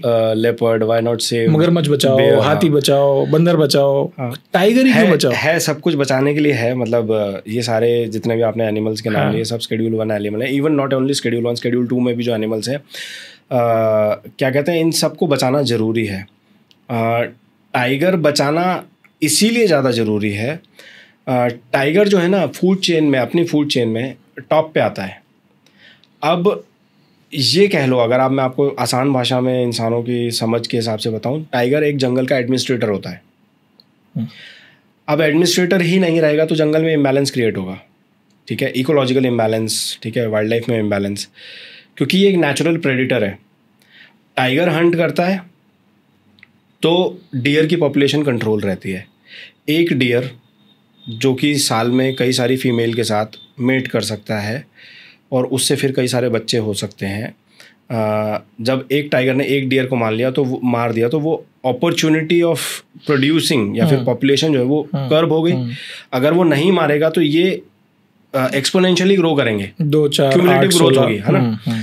तो टाइगर अब मान लो हफ्ते में ऐसे 2 शिकार कर रहा है तो वो पॉपुलेशन धीरे धीरे कंट्रोल कर रहा है। तो इसीलिए टाइगर फूड चेन में सबसे ज़्यादा ऊपर है, इंपॉर्टेंट है। रही बात एक एक्टिविटी की, दूसरी चीज़, टाइगर ने हंट किया, टाइगर के साथ आसपास कई सारे दूसरे जानवर हैं, जैसे जैकल हो गया, वो भी आसपास उसके भटकता रहता है। मतलब कई बार तो ये देखा गया है कि जैकल पेयर कर लेते हैं टाइगर्स के साथ। हाँ, तो जैकल की फैमिली में भी ये चीज़ होती है कि जैकल जो है ना वो एक ग्रुप में रहता है, मतलब सोशल, हाँ, सीआर, वो सोशल एनिमल होता है, वो ग्रुप में रहता है। टाइगर सॉलिटरी एनिमल होता है, लेकिन इनके उसमें भी मान लो अगर रिफ्ट क्रिएट हुए, कोई प्रॉब्लम्स आई, कुछ इशू हुआ, तो वो उसको भगा देते हैं। जैसे किसी जैकल को भगा दिया ग्रुप से, तो वो देखा गया कि वो जैकल ने किसी दूसरे टाइगर से एक सोशल डिस्टेंसिंग मेंटेन करते हुए एक पेयरिंग बना ली। तो जहाँ जहाँ टाइगर जा रहा है ये जैकल भी पीछे पीछे जा रहा है। और क्योंकि ये जो है, ये these are the cleaner of the forest actually. ये जो है ना, ये जैसे कहते हैं कि जो गंदगी साफ करने वाला जैकल हो गए, हाइनाज हो गए, ठीक है, so these are the cleaners of the forest. तो टाइगर ने हंट किया, उसका बचा कुचा जो है ये छोड़ते हैं, तो इनको भी तो फूड मिल रहा है ना। तो टाइगर ही नहीं होगा तो इनको भी फूड मिलना बंद होगा, ये अलग स्ट्रगल करेंगे। तो एक स्पीसी हटी, उधर से डियर की स्पीसी पे इम्पैक्ट आया, इधर से जो ये हमारे क्या कहते हैं जो क्लीनर है जितने भी हमारे, इन सब के ऊपर इम्पैक्ट आया। तो अल्टीमेटली धीरे धीरे धीरे धीरे करते करते ये फूड चेन के नीचे तक आता है पूरा इम्पैक्ट। और जब नीचे तक आएगा तो पूरा इम्बैलेंस क्रिएट होगा, कहीं पे कुछ चीज़ ज़्यादा हो जाएगी, कहीं पे कुछ चीज़ कम हो जाएगी, कहीं पे प्रॉब्लम्स क्रिएट होंगे, तो वो फिर पूरा इकोलॉजिकल डिसबैलेंस क्रिएट होगा। And that would impact humans also in the longer run. Yes, आज किसी को नहीं दिख रहा होगा, आज लोगों को नेचर और पेड़ समझ में नहीं आते, लोग पेड़ काट देते हैं, अपने घरों के सामने के पेड़ काट देता है। मेरे प्लॉट में आ रहा है यार, मेरी गाड़ी खड़ी होने में दिक्कत हो रही, पेड़ काट देगा। He will never think twice कि मैं ऐसा क्या सॉल्यूशन लगाऊं कि मेरी गाड़ी भी खड़ी हो जाए और ये पेड़ भी रह जाए। बिल्कुल हो सकता है कोई गेट यहाँ से ना बना के कहीं दूसरी जगह से बना लूँ, या फिर कुछ ऐसा अरेंजमेंट कर दूँ कि ये पेड़ भी रह जाए और गाड़ी भी रह जाए, बट वो काट देगा। आई स्टिल रिमेंबर जब वी वर इन स्कूल, तो हमारा जो स्कूल था उसके बीच में, क्लास के बीच में एक पेड़ उगा हुआ था, और जो स्कूल बना तो उसके आसपास छत डाली गई, बट वो पेड़ था, पेड़ को स्कूल के बीच में पेड़ उगा हुआ था। बिल्कुल। तो मतलब मैं वही बोल रहा हूँ कि इस तरीके से लोग सोचते नहीं हैं, जिसकी वजह से नेचर में हर चीज़ इंपॉर्टेंट है। It's not only about tigers, चाहे पेड़ हों, चाहे कोई छोटे एनिमल्स हों, चाहे कोई किसी भी तरीके का जानवर हो, अगर आपने उसको इम्पोर्टेंस नहीं दी तो इम्बैलेंस क्रिएट होगा और वो अल्टीमेटली ह्यूमंस के ऊपर ही आएगा। कहाँ जाएगा? हमारे ऊपर ही आएगा ना। डिफॉरेस्टेशन होगा तो ऑक्सीजन कम होगी, ऑक्सीजन कम होगी तो अल्टीमेटली कार्बन डाइऑक्साइड बढ़ेगी, ग्लेशियर्स मेल्ट होंगे तो पानी आएगा, बाढ़ आएगी तो किसके ऊपर इम्पैक्ट? हमारे ऊपर आएगा। ट्रू, ठीक है। और कहीं पे डिफॉरेस्टेशन ज़्यादा हो गया तो वहाँ ड्रॉट आ जाएगा, कहीं पे कुछ हो गया तो सूखा पड़ जाएगा। मतलब अलग अलग चीज़ें हैं। पेड़ हट जाएंगे तो बारिश होना बंद हो जाएंगी। तो that could be kind of final destination. हाँ, मतलब लोग इतने ज़्यादा सेंसिटिव नहीं है इस चीज़ को लेके, बट हाँ, दिस इज़ समथिंग बिग जिसको सोचना और जिसके ऊपर काम करना बहुत ज़रूरी है। मेरी सबसे रिक्वेस्ट है कि एटलीस्ट हम अगर कुछ सुधार नहीं सकते नेचर और वाइल्ड लाइफ में, तो प्लीज़ कुछ बिगाड़िए भी मत। आप अगर नहीं बिगाड़ेंगे तो आप उसी से बहुत बड़ी हेल्प कर देंगे। ज़रूरी नहीं है कि हर आदमी को कंट्रीब्यूट करना है, चाहे पैसे से हो चाहे कुछ काम से हो, ज़रूरी नहीं है। कुछ आप नहीं कर पा रहे हैं, that's okay, understood, fair enough, लेकिन आप कुछ ख़राब मत करिए, किसी जानवर को जंगल में जाके परेशान मत करिए, और कोई फालतू के पेड़ वगैरह जो हो गए उन सब चीज़ों को मत काटिए। आई थिंक छोटा छोटा एफर्ट करेंगे तो कुछ होगा बड़ा। तो अब हम शेर के टॉपिक से दूसरी तरफ जाएं, उससे पहले मेरा एक क्वेश्चन था कि जिम कॉर्बेट तो एक हंटर थे, एक शिकारी थे, बहुत बड़े माने हुए, उनके नाम पे आपने एक नेशनल पार्क मतलब बना दिया, तो ये कोई मतलब क्या ये तर्क संगत है? हाँ, मैं इस चीज़ को बोलता हूँ क्योंकि हमारे इंडिया का सबसे पहला नेशनल पार्क यही था। हेली नेशनल पार्क बोलते थे इसको पहले, बाद में इसको रीनेम कर दिया गया Jim Corbett national park. Jim Corbett पहले हंटर ज़रूर थे, जो कहते हैं ना, इनने मतलब मैं अगर नंबर्स में जाऊँ तो 400+ शिकार किए हैं और बड़े बड़े मैन ईटर्स, टाइगर्स को मारा है। तो एक से बढ़कर एक इनकी स्टोरीज़ हैं, मैन ईटर ऑफ चंपावत, और आई मीन क्या नाम लूँ, मतलब एक से बढ़कर एक कहानियाँ पड़ी हुई हैं। तो अगर आप इनका लाइफ स्पैन देखेंगे या इनकी हिस्ट्री देखेंगे तो इन्होंने क्या किया था, इतने सारे शिकार मारने के बाद, I think man eater of Champawat was his last किल, जिसके बाद इनके मन में एक आया कि यार मैं ये गलत कर रहा हूँ, मैं मार देता हूँ, मतलब भले उसको मैन ईटर है या जो भी है, क्योंकि कई पहले शुरू में तो इन्हें शौक के लिए मारा था, जैसे अंग्रेज लोग शिकार करते थे। इंडिया में इन द बिगिनिंग ऑफ 19 क्या कहते हैं 100, 1 लाख से ज़्यादा टाइगर थे। क्या बात कर रहे हैं आप? हाँ, इंडिया में, मतलब मैं इंडिया की बात कर रहा हूँ, बाहर तो गया ही नहीं। और आज की डेट में देख लो, हम थाउजेंड्स में बात कर रहे हैं, 3000 4000 की बात कर रहे हैं हम, और 1400 आ गए थे, और उसको भी ज़्यादा समझ रहे हैं। हाँ, मतलब वो ज़्यादा इस तरीके से हो गया कि वो पॉपुलेशन अभी बढ़ गया, कॉन्टेक्स्ट में तो अभी बढ़ गया है, और वर्ल्ड की पॉपुलेशन का 70% टाइगर्स जो है हमारे इंडिया में है, जो वर्ल्ड में जो टोटल पॉपुलेशन है। तो उस तरीके से देखा जाए तो ठीक है, लगता है कि है, लेकिन अल्टीमेटली उसके हिसाब से तो कुछ नहीं है। और इन्होंने, जिम कॉर्बेट ने क्या किया था, कन्वर्ट कर लिया था अपने आप को एक हंटर से कंजर्वेशनिस्ट में। तो इन्होंने फिर वाइल्ड लाइफ कंजर्वेशन के ऊपर बहुत काम किया। इन्होंने जो भी फिर जो एनिमल पोचिंग हो सकती थी अपने टाइम पे वो सब रोकी, और जो भी हंटिंग होती थी वो सब रोकी, और वाइल्ड लाइफ के अंदर जो भी फैसिलिटीज़ प्रोवाइड करानी थी ताकि जानवरों के लिए दिक्कत ना हो और मैन एनिमल कॉन्फ्लिक्ट के केसेस कम हो, इन्होंने वो कंजर्वेशन के ऊपर काम किया, जिसकी वजह से फिर बाद में इंडियन गवर्नमेंट ने इनको रिकॉग्नाइज करते हुए फिर इनके ऊपर जिम कॉर्बेट नेशनल पार्क जो था वो रखा। ये स्टोरी थी, क्योंकि हृदय परिवर्तन हो गया ना, जैसे सम्राट अशोक का हुआ था। तो आज सम्राट अशोक को कलिंग वॉर के लिए नहीं जाना जाता, आज उनको उनकी गौतम बुद्धा की अंडर में जाके जो उन्होंने प्रीचिंग्स वगैरह फॉलो करी, या फिर जो उनका कन्वर्जन हुआ पॉजिटिविटी के लिए, उसके लिए जाना जाता है। मारने को तो उन्होंने भी लाखों लोग मार दिए, जितने भी मतलब रहे होंगे टोटल काउंट, बट यही है कि इनको भी, जिम कॉर्बेट को भी एज ए कंजर्वेशनिस्ट ज़्यादा माना जाता है, क्योंकि मैंने बोला ना, आप कुछ भले कर ना पा रहे हो, बिगाड़ो मत, और वो कर रहे थे फिर, तो उन्होंने तो पॉजिटिव इम्पैक्ट दिया उस टाइम पे जब हम लोग, आज हम 2025 में बैठ के बातें कर रहे हैं, उन्होंने 1950s में 40s में ये सब काम किया। शेरों के अलावा एक और प्रजाति है जो एक्सटिंक्ट हो गई थी इंडिया में, और अभी मोदी जी के प्रयासों से, प्रधानमंत्री जी के प्रयासों से वो वापस आए हैं नामीबिया से, प्रोजेक्ट चीता। इसके बारे में आपका क्या टेक है, and what is the reason? क्या मतलब ये चीता भी जो हमारे यहाँ से विलुप्त हो गए वो किस वजह से हो गए, और अब ये जो प्रोसेस चालू है इसके क्या इम्पैक्ट्स हैं? चीता का विलुप्ति जो 1950s में 51 में लास्ट चीता जो हमारे इंडिया में मारा गया था,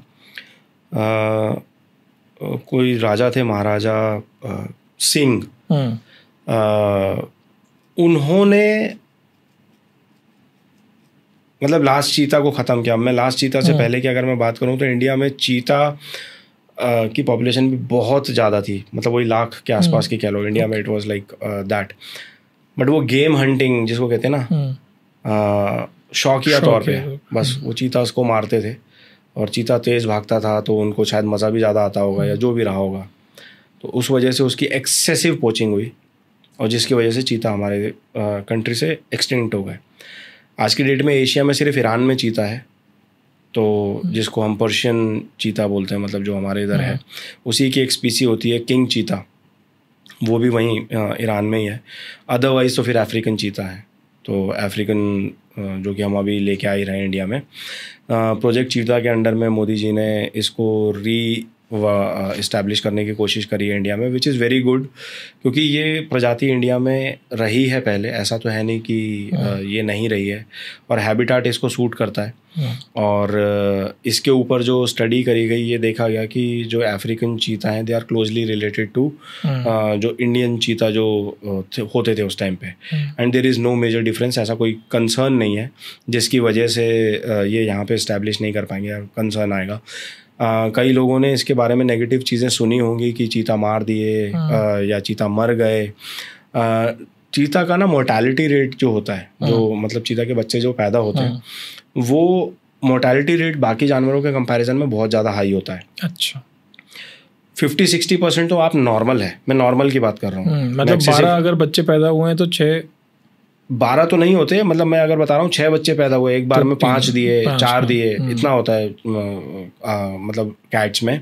तो हाईली अगर ले भी लिया, 5 बच्चे दे दिए उसने, तो आप ये लगा लो 60% तो नॉर्मल है, बिल्कुल मरेंगे ही मरेंगे, वो मर ही जाएंगे, वो मतलब मिरेकल्स होते हैं कि वो बच जाते हैं टाइप से। बच जाएंगे तो मिरेकल, हाँ बच जाएंगे तो मिरेकल, वो नेचुरली मर जाएंगे, वो मरते हैं, वो उनका मोर्टैलिटी रेट बहुत ज़्यादा है। और जो मान लो क्या कहते हैं, कुछ केसेस जो बिगड़ते हैं, उस केस में सब भी मर जाते हैं, 90% भी मर जाते हैं। तो बड़ा आम है इंडिया में जो चीता लाए गए, उसके बाद जो उनके जो आशा जो चीता थी जिसने बच्चे दिए थे, उसके बच्चे मरे, बड़ी हाइप बनी कि यहाँ पे चीता लाए, चीता मर गए। यार वो जो चीता उसको यहाँ पे इंडिया में लेके आए थे, मैंने बताया ना कि हैबिटेट चेंज हुआ, और उसके बाद वो अलग अलग उसमें जो सरवाइव कर रहे थे। डिपार्टमेंट ने कुछ चीज़ों में गलती करी, मैं मतलब ज़्यादा उसकी डिटेल में नहीं जाना चाहूँगा। जो प्रोजेक्ट का इम्प्लीमेंटेशन था, इंटेंट बहुत अच्छा था, प्रोजेक्ट की प्लानिंग बहुत अच्छी थी, बट जो एग्जीक्यूशन ऑन ग्राउंड जो था वो कुछ चीज़ों में लैग कर गया। तो अब मैं कोई उस चीता एक्सपर्ट तो हूँ नहीं जो मैं बोलूँ कि ये गलत कर दिया, वो गलत कर दिया। कुछ चीज़ें थी जो मुझे लगी कि शायद बेटर हो सकती थी। जैसे एक एग्जांपल बोलूँ, जो कॉलर में उसके मगेट्स, रेडियो कॉलर्स, जो कॉलर लगाए थे, वहाँ पे इल्लियाँ पड़ गई थी, अगर मैं बताऊँ, कीड़े पड़ गए थे, अच्छा मैगेट्स हो गए थे, पड़ गए थे, और जिसकी वजह से इन्फेक्शन हुआ, और घिसने की वजह से उनको इतना ज़्यादा टाइट हो गया था, वो कॉलर बांध दिया था, जिसकी वजह से वो जैसे गर्मी में घूम रहा, पसीना आया होगा over a period of time. और कई बार क्या होता है, जानवर शिकार भी करता है ना, तो शिकार का कुछ मांस का टुकड़ा फंसा रह गया, कुछ छोटा सा कुछ अंदर रह गया, तो वो सड़ जाता है, उसमें कीड़े पड़ेंगे ही पड़ेंगे। तो इस टाइप से हो जाता है। वो चीता के साथ वो किस वजह से हुआ, क्या हुआ ये नहीं पता, बट ये हुआ उनके साथ कि उनको जख्म हो गए और उसमें कीड़े पड़ गए, और वो इन्फेक्शन की वजह से मर गए।